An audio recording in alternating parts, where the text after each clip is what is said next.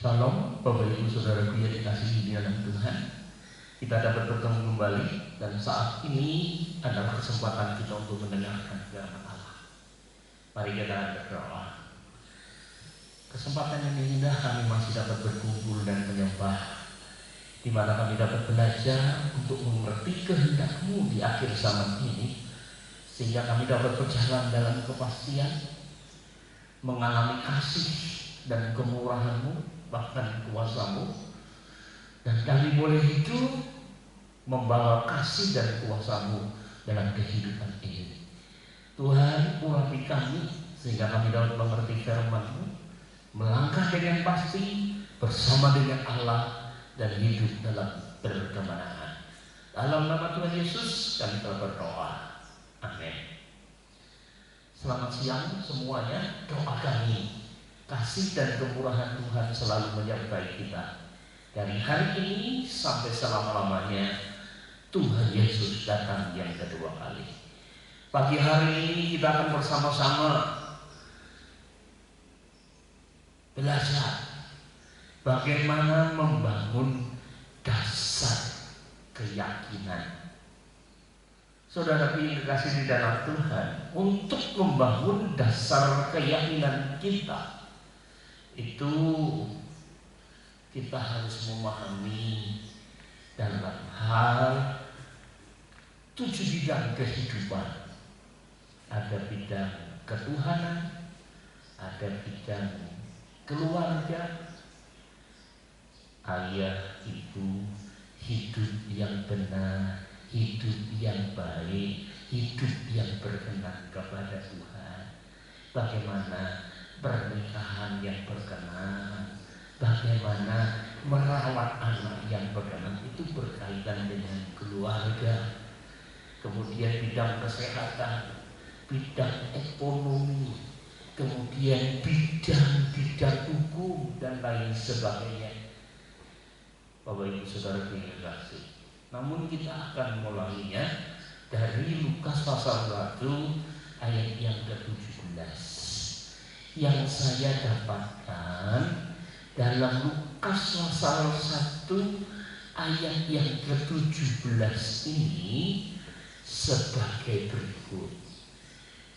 Lukas pasal 1 ayat yang ke-17. Kita akan bersama-sama membaca dalam terjemahan baru. Saudara yang terkasih di dalam Tuhan. Dalam terjemahan baru saya menemukan ayat yang berkata demikian. Dan ia akan berjalan mendahului Tuhan dalam roh dan kuasa Elia, untuk membuat hati bapak-bapak berbalik kepada anak-anaknya, dan hati orang-orang durhaka kepada pikiran orang-orang benar, dan dengan demikian menyiapkan bagi Tuhan suatu umat yang layak baginya. Bila kita membaca dalam bahasa Indonesia terjemahan baru, ada 4 hal. Yang pertama, Allah akan membangkitkan Tuhan, membangkitkan umatnya sebelum kedatangan Tuhan yang kedua kali. Umat yang hidup dalam Roh Kudus dan diperlengkapi Allah, disertai Allah dengan kuasa Allah yang seperti Elia lambat. Untuk tujuannya hati bapak-bapak berbalik kepada anak-anaknya. Ini yang kedua. Yang ketiga, hati orang-orang durhaka kepada pikiran orang-orang benar, dengan tujuan menyiapkan bagi Tuhan suatu umat yang layak baginya. Ada 4 hal, saudaraku. Bila kita membaca dalam bahasa Indonesia sehari-hari, saya menemukan di sana demikian. Dalam Lukas pasal 1 ayat yang ke-17, ia akan menjadi utusan Tuhan yang kuat dan berkuasa berkuasa seperti Elia. Ia akan mendamaikan bapak dengan anak, dan orang yang tidak taat tak akan dibimbingnya kembali kepada jalan pikiran orang benar. Dengan demikian ia menyediakan suatu umat yang siap bagi Tuhan. Jelas di sini umat yang siap bagi Tuhan, menyongsong kedatangan Tuhan yang kedua kali. Saya baca dalam bahasa Jawa demikian, Bapak Ibu Saudaraku yang dikasihi di dalam Tuhan. Anakmu mau bakal jadi utusan Gusti Allah sing pempengan lan panguasane kaya Nabi Elia.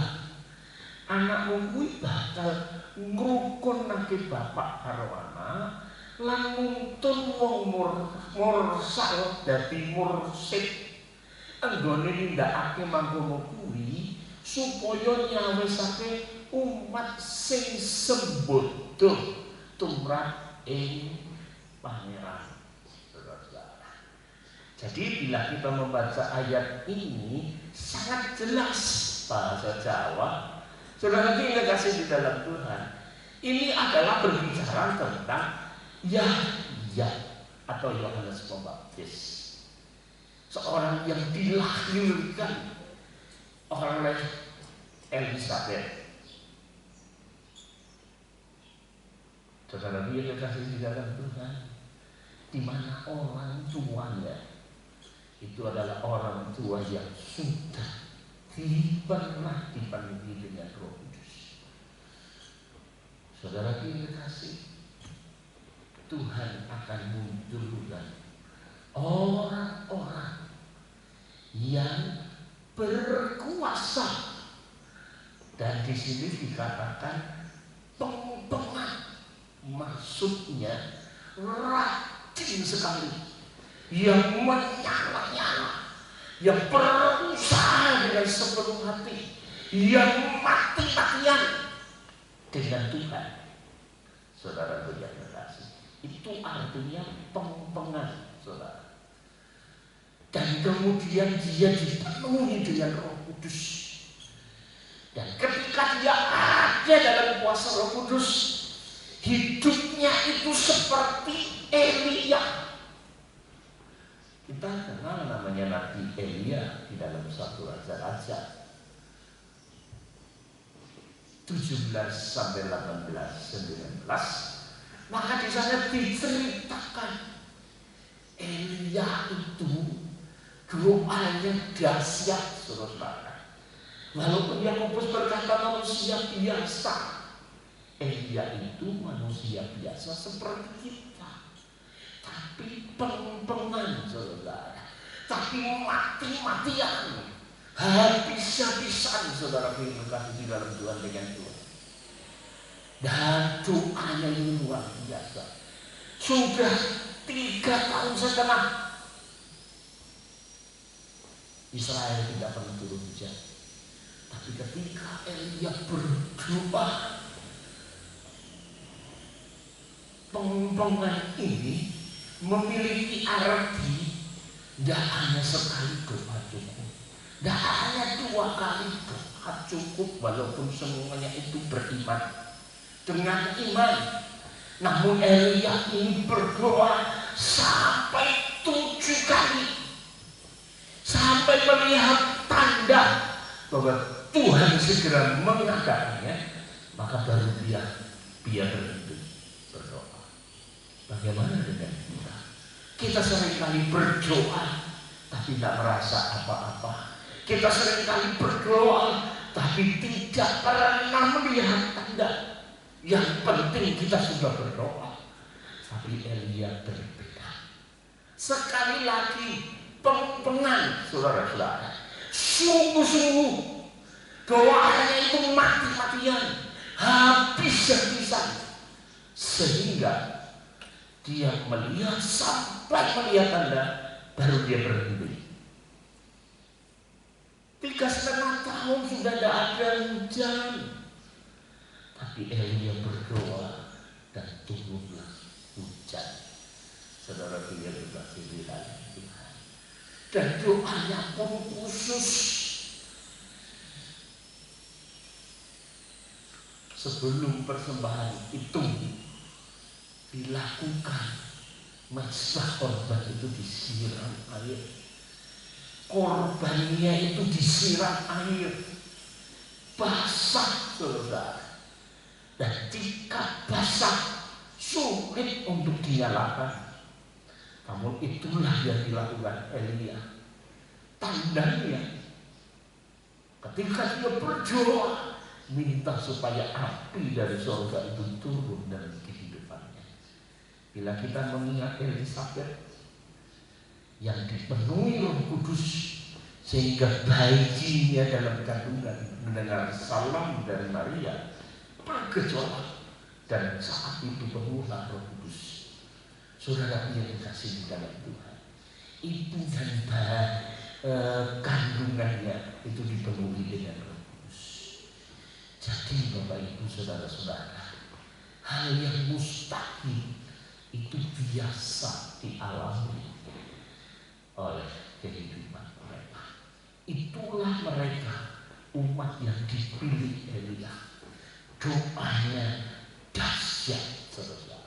Yang mustahil menjadi mungkin, yang tidak mungkin terjadi dalam kehidupan ini. Dan umat itu akan mengadakan perbaikan. Hubungan Bapa menjadi baik dengan anak. Hubungan anak akan menjadi baik dengan bapak-bapaknya. Hati bapak-bapak berbalik kepada anak-anaknya. Hati bapak dan anak berbalik kepada anak-anaknya. Jadi Bapak Ibu saudaraku yang terkasih di dalam Tuhan, itulah yang Allah lakukan. Tidak hanya sampai di situ. Hati orang-orang durhaka itu akan kepada pikiran orang-orang benar. Dengan demikian menyiapkan bagi Tuhan suatu umat yang layak baginya, yang siap menyongsong kedatangan Tuhan yang kedua kali. Bapak Ibu saudaraku yang dikasih di dalam Tuhan, selain itu Elia dikenal sebagai nabi yang asli dan yang palsu. 850 nabi Baal yang 400, nabi hutan yang 450, total 850. Di akhir zaman ini kita sedang menghadapi seperti apa yang sedang dihadapi oleh Elia. Kita berusaha untuk hidup benar. Kita berusaha untuk hidup berkenan di hadapan Tuhan. Kita akan berusaha untuk melakukan apa yang Allah katakan dalam firman-Nya. Namun kita mendengar banyak orang yang mengaku, namun mereka itu bukan nabi yang benar. Mereka banyak memberikan hal-hal yang hoax, yang palsu, yang nampaknya asli tapi palsu. Jumlahnya lebih banyak. Elianya hanya satu, yang palsu 850. Jadi kita tidak heran di akhir zaman ini untuk mencari yang original itu sulit. Namun yang palsu, yang hoax, yang ngaku-ngaku pendeta, gembala jemaat, ngaku katanya lulusan S3, 850 Baal dan nabi hutan, saudara. Jadi memang untuk menjadi umat yang layak bagi Tuhan di hari-hari terakhir ini tidak cukup hanya dengan bermodalkan percaya pada Yesus itu juru selamat. Yang saya maksudkan adalah ketika kita mati masuk surga. Sebab kita ini sudah percaya tapi tidak mati, masih diizinkan Tuhan hidup di dunia ini, di mana kesukaran dan kesulitan, sakit penyakit senantiasa mengganggu dan menggoda hidup kita. Saudaraku yang kekasih, hari ini saya mendengar satu keluarga, bukan satu rumah, saudara. Mereka sudah berumah tangga masing-masing. Ada 4 kakak beradik yang mati karena corona. Saudaraku yang kekasih di dalam Tuhan, dimulai dari 13 Juli seorang kakak, ini anak yang keberapa saya nggak tahu, tapi mereka jelas bersaudara, meninggal karena coronavirus. Dengan katanya baru pulang dari tempat asalnya Madura, mereka di sana arisan keluarga dan terlihat satu di Wonosari meninggal dunia. Tanggal 17 itu 13, sekarang 17 Juli yang lalu gantian kakaknya yang meninggal. Rumah tangganya berbeda, tempat tinggalnya berbeda. 23 Juli kemarin, seminggu yang lalu, adiknya yang meninggal. Coronavirus lagi. Dan tadi pagi jam 2 pagi kakaknya meninggal lagi. Jam 2 pagi langsung dikuburkan. Saudaraku yang kasih di dalam Tuhan, bila mendengar hal ini, hati siapa yang tidak giris, ngeri, takut, bisa memunculkan kekhawatiran. Kita harus memiliki dasar keyakinan yang kuat di dalam Tuhan. Dasar keyakinan ini kita akan bangun supaya kita tahu salah satunya adalah mati dan hidup itu bukan di tangan penyakit, tetapi ada di tangan Tuhan. Kalau Tuhan izinkan penyakit datang, tapi Tuhan tidak izinkan kita mati, kematian itu pun tidak akan datang dalam hidup kita. Memang kesetiaan, kesungguhan itu dibutuhkan sebagai dasar keyakinan yang dapat dibangun secara akurat, selaras dengan firman Tuhan. Dalam kenyataan hidup sehari-hari, kita sering mendapati ada banyak orang yang mencintai Tuhan. Mereka setia beribadah kepada Tuhan, tekun dalam pelayanan. Jadi secara sikap hati sama sekali tidak ada masalah, tetapi tetap saja hidup dalam pergumulan, seperti selalu terdesak, tersejak dan terdesak oleh berbagai masalah hidup sehari-hari. Entah berupa masalah ekonomi, usaha, atau pekerjaan, mungkin tentang kesehatan, mungkin juga tentang keluarga, dan lain sebagainya. Yang tadi saya sebutkan, ada 7 area kehidupan kita sebagai manusia yang harus diperhatikan, di mana kita dapat membangunnya. Penyebabnya tidak lain adalah karena mereka sama sekali belum memiliki atau belum membangun konsep pikir mereka, pola pikir, konsep pikir dasar keyakinan yang selaras dengan firman Tuhan. Beberapa tahun lalu saya pernah mendengar satu firman yang disampaikan oleh orang Amerika dan kemudian disiarkan di radio, yang mengatakan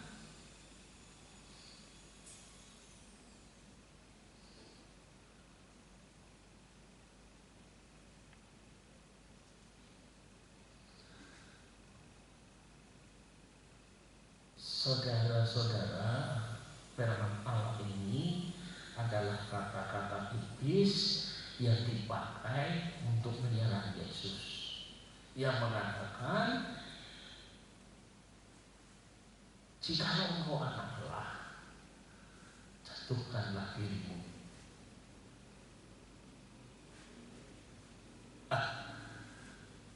Bukan, aku akan menyerahkan semuanya ini kepadamu. Kata-kata itu, dan semua banyak orang Kristen mengatakan amin, amin, amin. Sampai ditanya melalui radio, tampaknya amin, amin, setuju. Padahal saudara-saudara, ketahuilah bahwa kata-kata itu adalah kata-kata iblis terhadap Yesus. Dia mengatakan, jikalau engkau menyembahku, maka aku akan menyerahkan seluruh dunia ini kepadamu. Saudara yang dikasihi di dalam Tuhan, apalagi bila pertanyaan ini saya sampaikan kepada saudara, saya yakin akan banyak yang tersedak dan akhirnya terdesak. Menurut Kisah Para Rasul pasal 15 ayat yang ke-20, kemudian 29 dan 28 dan 29, sebaiknya kita menulis surat kepada orang-orang Kristen yang tidak berlatar belakang Yahudi. Maka satu, mereka jangan makan makanan yang dipersembahkan kepada berhala. Yang kedua, mereka jangan makan darah. Yang ketiga,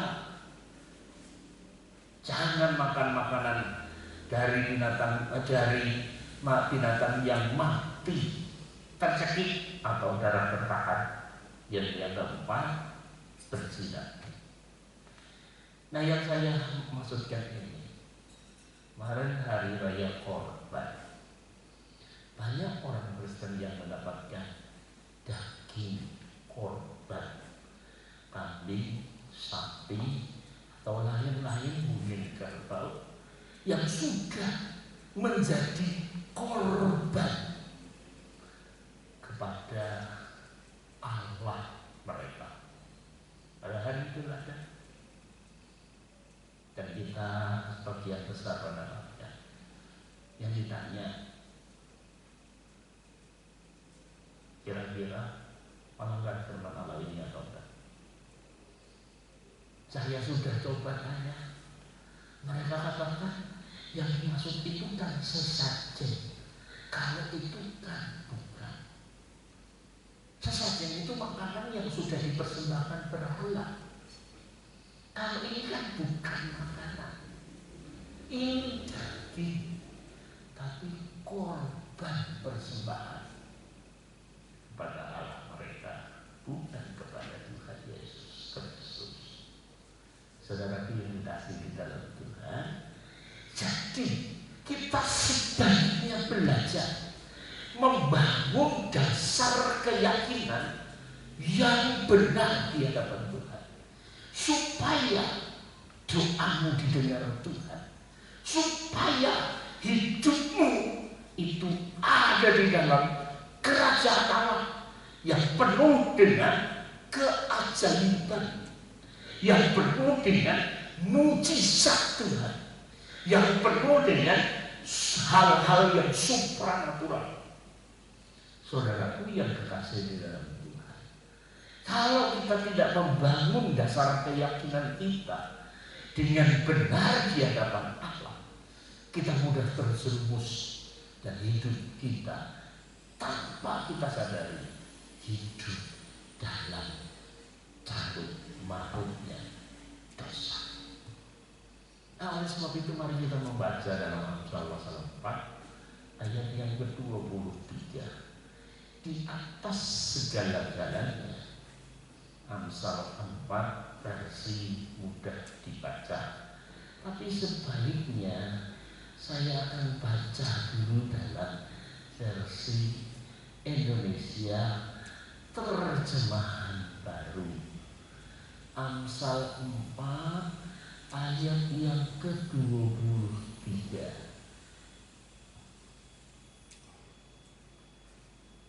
Terjemahan baru mengatakan demikian. Bapak, Ibu, Saudara yang dikasihi, tolong perhatikan. Jagalah hatimu dengan segala kewaspadaan, karena dari situlah terpancar kehidupan. Ini dalam versi terjemahan baru. Dalam versi Alkitab Bahasa Indonesia sehari-hari, ayat yang ke-23 ini mengatakan demikian.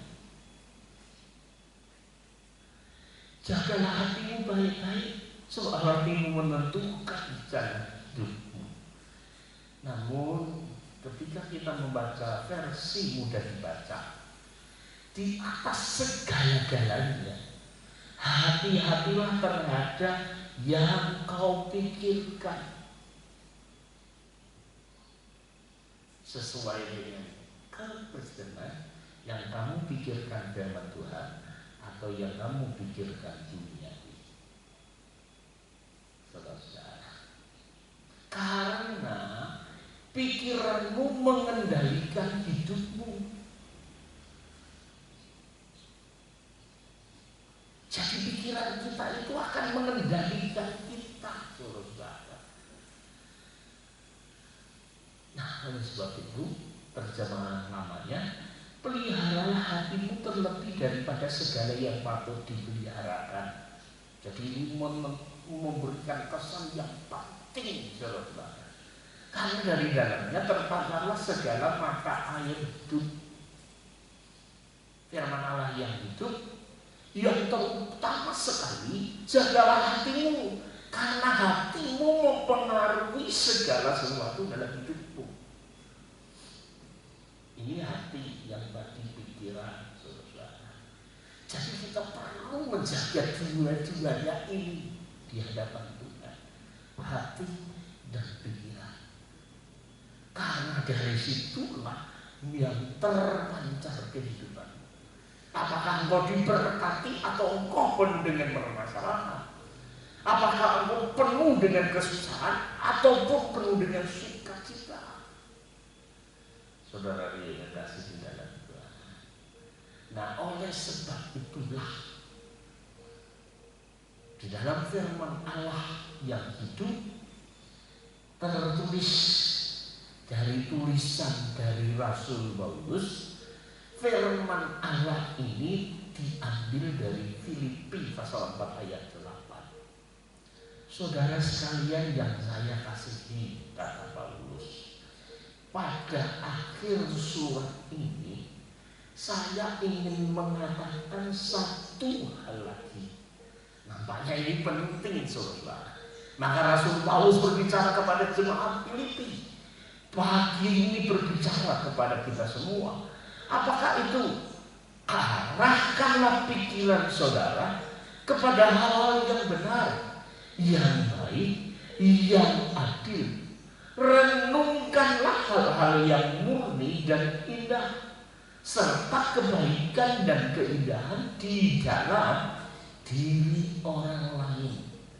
Ingatlah akan hal-hal yang menyebabkan saudara memuji Allah dan bersuka cita.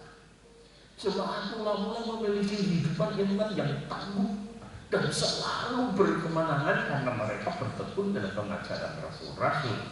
Kisah para Rasul pasal 2 ayat 42. Mereka bertindak untuk memastikan seluruh paradigma, kebiasaan pikir, konsep pikir, dasar keyakinan yang mereka miliki tidak lagi membawa pola dunia, tetapi sepenuhnya dirombak untuk dibangun di atas firman Tuhan. Setiap jemaat, para pemimpin harus betul-betul sungguh-sungguh membangun ulang dasar keyakinan yang mereka miliki, apakah sesuai dengan firman Tuhan. Tanpa area dasar keyakinan yang dibangun ulang dengan firman, maka area pertimbangan pengambilan keputusan dalam hidup kita juga akan memiliki kecenderungan yang salah, tidak menjadi akurat. Saudara, prinsip ini, suka ataupun tidak suka, sadar ataupun tidak, hidup kita harus dibangun dan kita isi dari berbagai pengambilan keputusan yang kita lakukan. Tapi apapun bentuk keputusan yang kita ambil, semuanya harus dipengaruhi oleh apa yang kita yakini. Jadi jika dasar keyakinan kita masih bercampur dengan pola dunia ini, maka tentu area pengambilan keputusan dalam hidup kita juga jadi seringkali tidak akurat alias tidak benar dan salah. Inilah yang seringkali menjerumuskan kita dalam berbagai pencobaan. Masalah silih berganti dalam kehidupan kita. Kesehatan terganggu, kesusahan datang terus menerus. Oleh sebab itulah dibutuhkan area dasar keyakinan yang sepenuhnya dibangun yang selaras dengan firman Tuhan. Itulah yang menjadi kunci penentu, kunci utama sejauh mana kita akan menjalani kehidupan sehari-hari yang penuh dengan keajaiban, yang supranatural, penuh mujizat Tuhan, atau kita akan terus menerus menjadi korban dari berbagai kegoncangan yang sedang terjadi di akhir-akhir ini, bahkan sampai yang akan datang dalam dunia ini. Bapak Ibu Saudara yang terkasih di dalam Tuhan, bila kita belajar firman dalam Matius pasal 13 ayat 43, pada waktu itulah orang benar akan bercahaya seperti matahari dalam kerajaan Bapa mereka. Siapa yang bertelinga, hendaklah ia mendengar. Ini bagi orang-orang yang hidup dalam kebenaran, sehingga mereka menjadi orang benar. Mereka hidup membangun dasar keyakinan dan konsep pikirnya benar di hadapan Tuhan. Mereka akan bercahaya. Saudara generasi yang tidak akan semakin suram, semakin gelap, dan kemudian lenyap. 1 Korintus 15 ayat 53 dan 54. Karena yang dapat binasa harus mengenakan yang tidak dapat binasa, dan yang dapat mati harus mengenakan yang tidak dapat mati. Dan sesudah yang dapat binasa ini mengenakan yang tidak dapat binasa, dan yang dapat mati ini mengenakan yang tidak dapat mati, maka akan genaplah firman Tuhan yang tertulis, maut ditelan dalam kemenangan. Jadi kita lihat hidup kita itu harus menanggalkan semua yang dapat mati. Terlalu lama kita terus menerus membicarakan tentang pendeta A ataupun pendeta C, pendeta B atau pendeta D, yang hidupnya memang dipakai Tuhan, sangat diurapi. Itu semua terjadi karena pendeta A, B, C, D membangun dasar keyakinan mereka yang mengkondisikan hidup mereka sampai menjadi diurapi dan dipakai Tuhan secara dahsyat. Kalau dulu beda, dulu saya ingat pendeta T. Osborne dari Amerika pakai Tuhan dengan kesembuhan ilahi karena pakai kasih. Maka mereka yang kelihatan pakai kasih saja, dan mereka gayanya kayak gaya T.L. Osborne. Dulu pendeta Johnson yang dari Cina ketika memimpin Kanada mendoakan orang yang sakit, minta maju ke depan, dia pakai anduk peras dengan minyak, masukin minyak diperas, dan kemudian dikibaskan dalam nama Yesus. Yang kena cipratan minyak, mereka sembuh dan penuh Roh Kudus. Kemudian banyak yang tiru-tiru seperti itu, saudara. Tapi sekarang sudah semakin tua, sehingga yang ditiru bukan yang nampak saja, tapi kehidupan rohaninya. Inilah saatnya untuk seluruh jemaat, saudara-saudaraku, orang percaya, dengan tekun membangun dasar keyakinan kita supaya selaras dengan firman Tuhan dan bersama-sama bangkit dalam kuasa Roh untuk menaklukkan segala bentuk kemustahilan yang ada di dalam kehidupan sehari-hari dan menghadirkan realita kerajaan Allah melalui kehidupan sehari-hari kita semua. Di hari-hari terakhir ini kita tidak bisa lagi menjalani kehidupan sehari-hari kita dengan hanya mengandalkan satu dasar keyakinan saja, yaitu jika aku mati pasti masuk surga. Dan hidup kita akan terus-menerus menjadi korban dan menjalani kehidupan kita dengan penuh gejolak dan gelombang. Kegoncangan di dunia ini bukan ini kehendak Tuhan atas kita, bukan.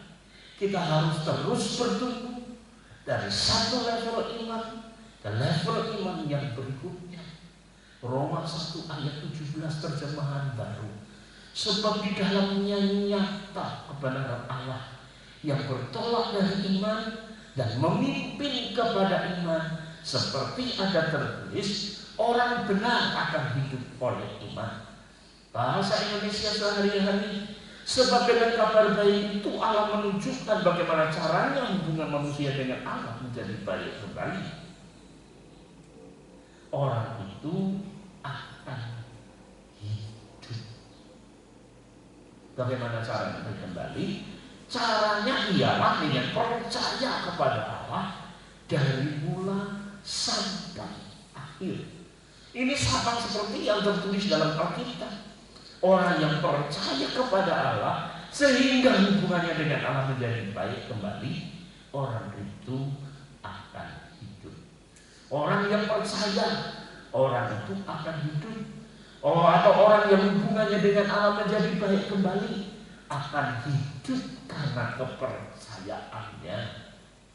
Dalam versi terjemahan sederhana Indonesia, karena kabar baik itu menyatakan bagaimana Allah membenarkan manusia di hadapannya, yaitu hanya karena percaya saja. Hal itu sesuai dengan yang tertulis dalam firman Allah. Orang yang dianggap benar oleh Tuhan akan hidup untuk selama-lamanya karena percaya penuh kepadanya.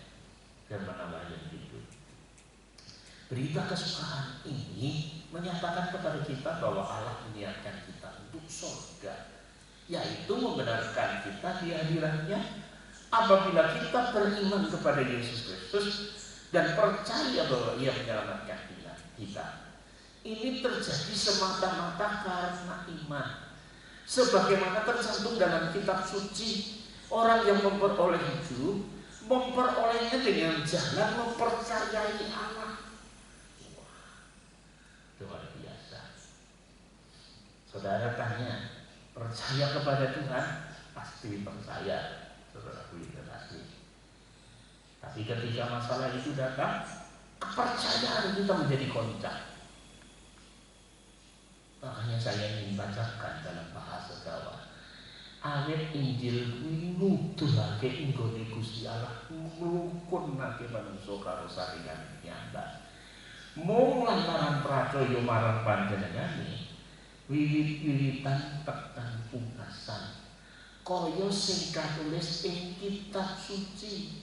Wong sing dirukunake karo Gusti Allah lantaran percaya kuwi sing bakal urip. Yang saya ingin ambil wiwit-wiwitan tekan pungkasan. Jadi bicara iman, bicara percaya, bicara keyakinan itu dimulai sampai terus menerus ditumbuhkan, berkesinambungan sampai pungkasan, sampai akhir, saudara. Jadi bila kita mengerti akan ayat ini, saudaraku, makanya saya membaca dengan Galatia, atau saya sampaikan dulu dalam Roma pasal 4 ayat 18 sampai 21. Abraham itu percaya bahwa dia akan mendapatkan anak. Namun berjalannya waktu sampai umur 100, di mana dia sudah tidak mungkin untuk mempunyai anak. Sarah kandungannya sudah menopause, yang jelas tidak mungkin dia akan datang bulan untuk dibuahi dan melahirkan cabang bayi. Tetapi iman Abraham dari wiwit-wiwitan, mulainya, awalnya sampai pungkasan, sampai akhir, dia punya iman yang tidak akan goyah. Nah, disinilah kita melihat Tuhan nyatakan kuasanya. Hadirnya Ishak dalam umur Abraham. Saudara yang kekasih, Galatia 2 ayat 19 sampai 20. Sebab aku telah mati oleh hukum Taurat untuk hukum Taurat, supaya aku hidup untuk Allah. Aku telah disalibkan dengan Kristus. Namun aku hidup, tetapi bukan lagi aku hidup, aku sendiri yang hidup, melainkan Kristus yang hidup di dalamku. Dan hidupku yang kuhidupi sekarang di dalam daging adalah hidup oleh iman dalam Anak Allah yang telah mengasihi aku dan menyalahkan dirinya untuk aku.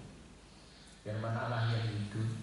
Dengan membaca kitab suci, saya menyadari bahwa saya tidak akan mungkin diperkenan di hadapan Allah dengan berusaha menaati hukum-hukumnya, karena saya pasti akan gagal. Saya sadar bahwa Allah menerima kita melalui iman kepada Kristus. Ayat 20, saya sudah disalibkan bersama dengan Kristus, dan hidup yang hidup bukan aku lagi, dan yang hidup bukan lagi saya, melainkan Kristus yang hidup di dalam saya. Sedangkan hidup yang sekarang saya miliki dalam tubuh saya ini adalah hasil iman saya kepada Anak Allah yang mengasihi saya dan memberikan dirinya sendiri bagi saya. Saudara yang kasih, semakin jelas hidup orang percaya harus membangun dasar keyakinan yang kuat. Kalau engkau hidup untuk saya ini karena Kristus Yesus. Dalam 1 Yohanes 5 ayat 4 bahasa Indonesia sehari-hari, saya membaca demikian. Sebab setiap anak Allah sanggup mengalahkan dunia yang saat ini. Dan ketika kita mengalahkan dunia ini, dan kita mengalahkan dunia ini dengan iman kita. Iman atas firman. Kita pasti bisa, karena Yesus bersamaku. Kita pasti bisa, Karena yang Maha Kuasa menyertai aku. Dialah yang memampukan aku. Dialah yang akan memberikan rahasia kemenangannya dalam hidup kita. Karena setiap orang yang menerima kelahiran baru dari Allah diberi kuasa untuk mengalahkan kejahatan yang ada di dunia ini. Dan yang membuat kita menang atas kejahatan dunia ini adalah bahwa kita percaya sepenuhnya kepada Yesus. Terjemahan sederhana Indonesia. Firman Allah yang itu mengatakan sebab dengan mempercayakan diri kepada pertolongan Kristus. Jadi ketika kita menghadapi segala sesuatu, jangan engkau buru-buru bersikap, doa dulu sampai Tuhan menyampaikan sesuatu, dan kemudian bersama dengan Allah lakukanlah untuk mengatasinya. Maka Dia yang tetap perkasa akan menyertai kita dan membuat kita menjadi berkemenangan. Setiap anak Allah dapat mentaati Dia serta mengalahkan doa, dosa, dan hawa nafsu. Bahasa Jawa, mergo saben wong sing dadi putrane Allah kuwagan nelukake donya. Enggon kita nelukake donya mau mergo percaya kita marang Gusti Yesus. Dalam menjalani kehidupan ini, kita terus-menerus membutuhkan peningkapan firman yang progresif, yang terus-menerus, dan yang berkesinambungan, agar dapat kita bangun menjadi dasar keyakinan. Sebab semakin tidak menentu kehidupan di masa depan, semakin kita sungguh-sungguh membutuhkan firman-Nya. Bapak Ibu Saudaraku yang kekasih, ya, membutuhkan firman. Wahyu 1 ayat 17-18. Ketika aku melihat Dia, tersungkur aku di depan kakinya, sama seperti orang yang mati, tetapi Ia meletakkan tangan kanannya di atasku, lalu berkata, jangan takut, akulah yang awal, yang akhir, dan yang hidup. Aku telah mati, namun lihatlah, aku hidup sampai selama-lamanya, dan aku memegang segala kunci maut dan kerajaan maut. Perhatikan, aku memegang segala kunci maut dan kerajaan maut. Terjemahan sederhana Indonesia. Ketika saya melihatnya, saya langsung tersungkur di hadapannya, dan saya merasa seluruh kekuatan saya hilang, seperti mati mendadak. Lalu Dia meletakkan tangan kanannya pada saya dan berkata, jangan takut, akulah yang selalu ada, baik sebelum awal mula penciptaan maupun sesudah semua ciptaan hilang lenyap.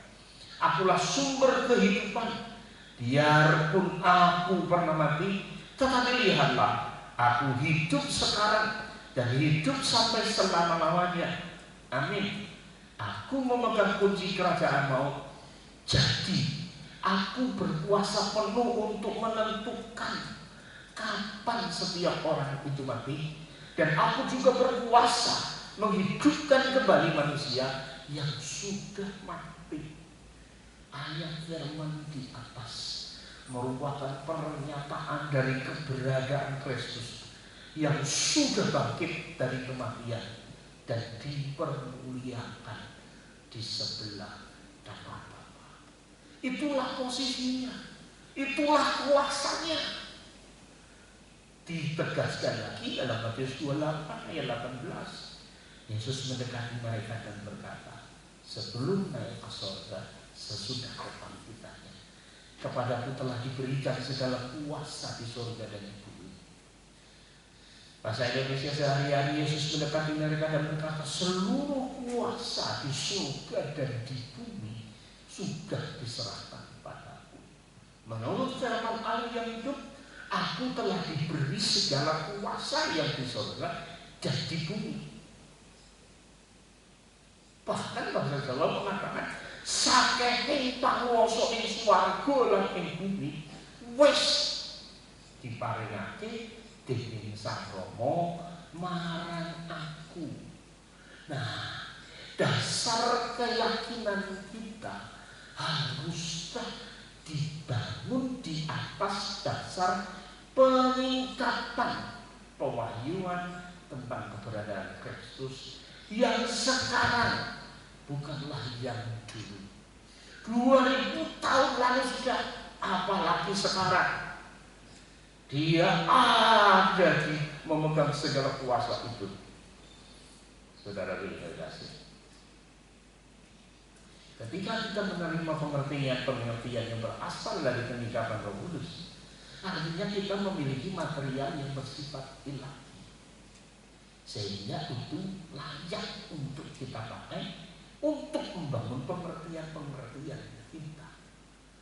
Sehingga sesuai dengan Korintus, kita itu membangunnya di atas dasar yaitu Kristus. Membangunnya itu tidak membangun seperti kayu, rumput kering dan jerami, tetapi emas, perak ataupun batu permata. Saudara yang kasih di dalam Tuhan, marilah kita bangun hidup kita sesuai dengan firman-Nya, firman Allah. Dan ketika kita membangunnya sesuai dengan firman Allah, yang kita akan merasakan satu, kita adalah umat pilihan Allah yang dibedakan dan diistimewakan dari antara semua manusia di antara bangsa-bangsa. Saya ingat, itulah pernyataan roh yang saya terima beberapa tahun lalu. Perhatikan ayat-ayat berikut ini. Keluaran 19 ayat 5. Jadi sekarang, jika kamu sungguh-sungguh mendengarkan firman-Ku dan berpegang pada perjanjian-Ku, maka kamu, saudara dan saya, akan menjadi harta kesayangan-Ku sendiri dari antara segala bangsa. Sebab Akulah yang mempunyai seluruh bumi. Bahasa Indonesia sehari. Sekarang kalau kamu taat kepadaku dan setia kepada perjanjianku, kamu akan kujadikan umatku sendiri. Seluruh bumi adalah milikku, tetapi kamu akan menjadi milik kesayanganku. Biji mata Tuhan. Firman Allah yang hidup.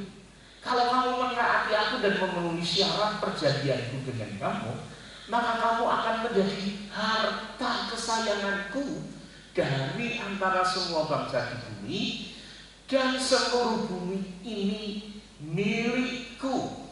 Saudara-saudara, kan iku caranya saiki yen kowe padha bangun turut marang dawuhku sarta padha netepi janjiku, kowe bakal padha dadekake umat kekasihku.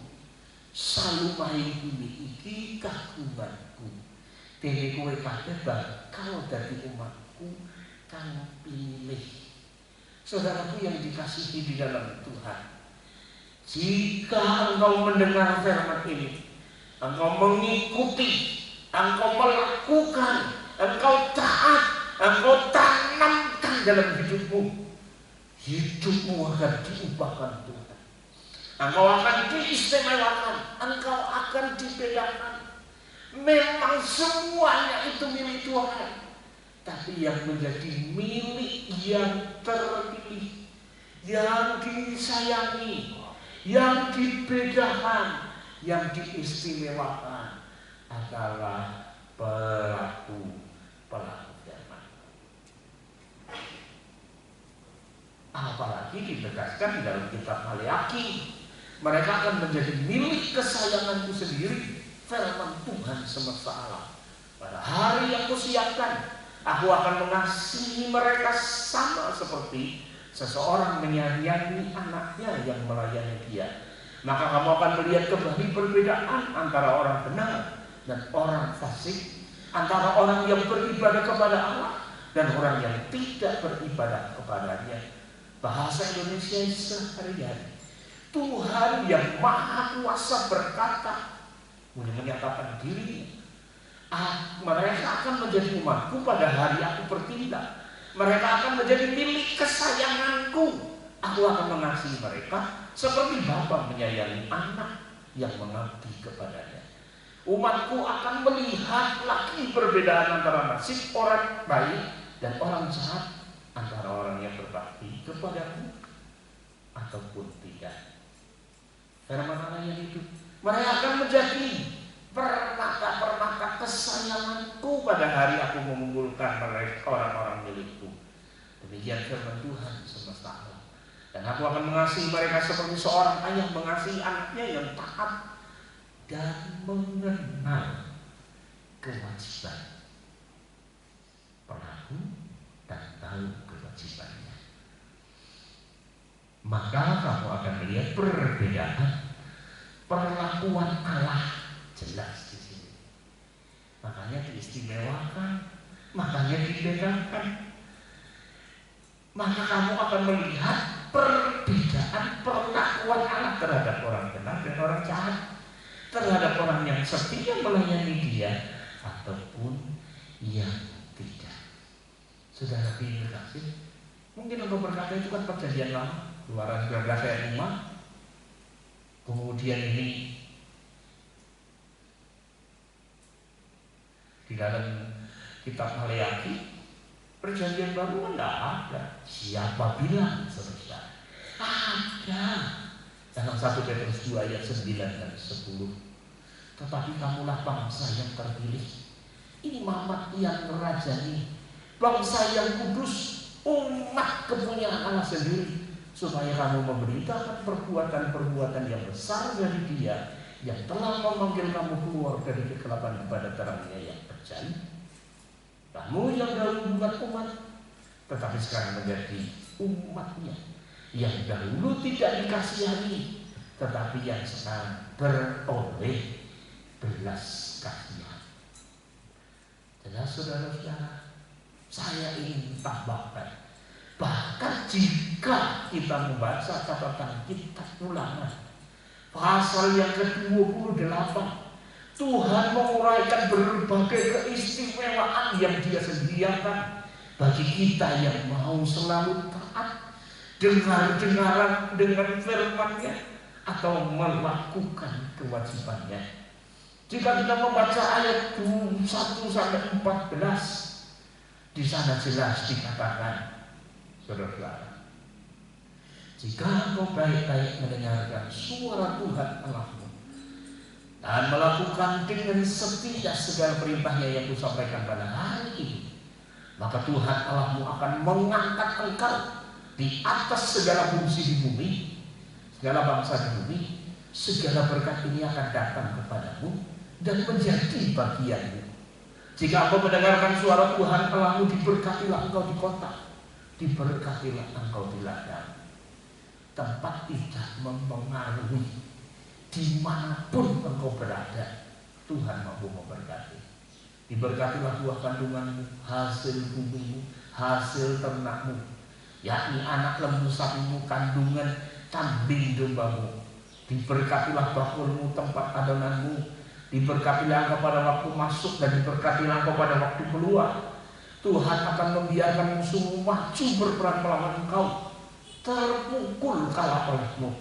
Bersatu jalan mereka menyerang engkau, tetapi bertujuh jalan mereka lari dari depanmu. Tuhan akan memerintahkan berkat ke atasmu di dalam lumbungmu, di dalam segala usahamu. Ia akan memberkati engkau di negeri yang diberikan kepadamu oleh Tuhan Allahmu.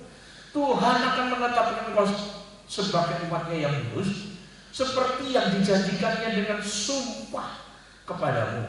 Jika engkau berpegang pada perintah Tuhan Allahmu dan hidup menurut jalan yang ditunjukkannya, maka segala bangsa di bumi akan melihat bahwa nama Tuhan telah disebut atasmu dan mereka akan takut kepadamu. Juga Tuhan akan melimpahi engkau dengan segala kebaikan dalam buah kandunganmu, dalam hasil ternakmu dan hasil bumimu, di tanah yang dijanjikan Tuhan dengan sumpah kepada nenek moyangmu untuk memberikannya kepadamu. Tuhan akan membuka bagimu perbendaharaan yang melimpah, yakni langit, untuk memberi hujan bagi tanahnya pada masanya, dan memberkati segala pekerjaanmu, sehingga engkau memberi pinjaman kepada banyak bangsa, tetapi engkau sendiri tidak meminta pinjaman. Tuhan akan mengangkat engkau menjadi kepala dan bukan menjadi ekor. Engkau akan tetap naik dan bukan turun apabila engkau mendengarkan perintah Tuhan Allahmu yang kusampaikan pada hari ini, kau lakukan dengan setia. Dan apabila engkau tidak menyimpang ke kanan atau ke kiri dari segala perintah yang diberikan kepadamu pada hari ini, dengan mengikuti Allah lain dan beribadah kepadanya.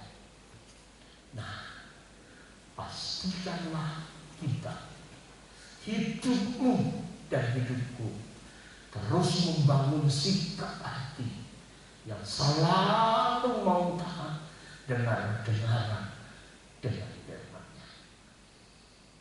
Kita pasti menang, bahkan pasti jadi pemenang. Kiranya Tuhan memberkati. Mari kita tundukkan diri dan kita berdoa. Bapa Surgawi, kami ingin membangun dasar keyakinan kami yang kuat, yang teguh atas kebenaran ini, bahwa kami adalah umat manusia yang Engkau kasihi, yang Engkau istimewakan, yang Engkau bedakan, Engkau khususkan di dunia ini. Dan pagi hari ini kami siap untuk membangunnya. Kami adalah biji mata Tuhan. Berkati setiap telinga yang mendengar, setiap mata yang melihat, sehingga mereka dapat mengenal secara pribadi, bukan seperti Ayub mengenal Engkau karena kata orang. Dan sekarang mereka dapat melihat dengan mata sendiri perbuatan